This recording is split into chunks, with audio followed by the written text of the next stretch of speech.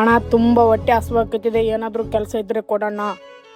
ನೋಡಕ್ಕೆ ಚಿಕ್ಕವನ್ ತರ ಇದೆ, ಏನ್ ಕೆಲಸ ಮಾಡ್ತೀಯ ನೀನು? ನೀ ಏನು ಕೊಟ್ರು ಕೆಲಸ ಮಾಡ್ತೀನಣ್ಣ. ನೋಡಕ್ಕೆ ಚಿಕ್ಕವನ್ ತರ ಕಾಣಿದೆ, ಚಿಕ್ಕ ಚಿಕ್ಕ ಕೆಲಸ ನೀ ಮಾಡು, ದೊಡ್ಡ ದೊಡ್ಡ ಕೆಲಸ ನಾ ಮಾಡ್ಕೋತೀನಿ.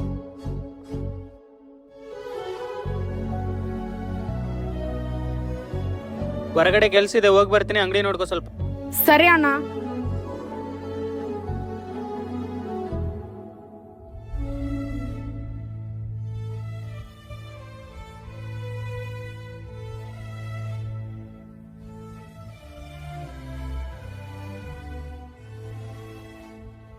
ದಿನ 1000 ರೂಪಾಯಿ ಆಗ್ತಿತ್ತು, ಇವತ್ತಾಕಪ್ಪ 500 ರೂಪಾಯಿ ಆಗ್ಯದ.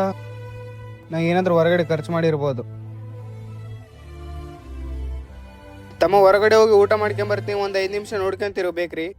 ಸರಿ ಅಣ್ಣ.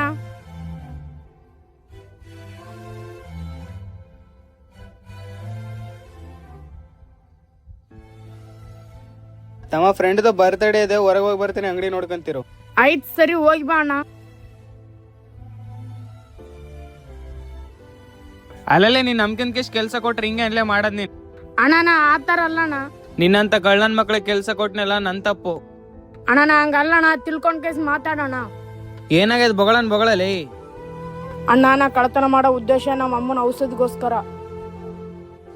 ಲೇ ತಮ್ಮ, ನಮ್ ತಮ್ಮ ಅಂತ ಕೆಲಸ ಕೊಟ್ರೆ ಈ ತರ ಕಳ್ತನ ಮಾಡ್ತೀಯ? ಈ ತರ ಕಳ್ತನ ಮಾಡೋದ್ರಿಂದ ಏನ್ ಸಿಗುತ್ತೆ ಹೇಳು?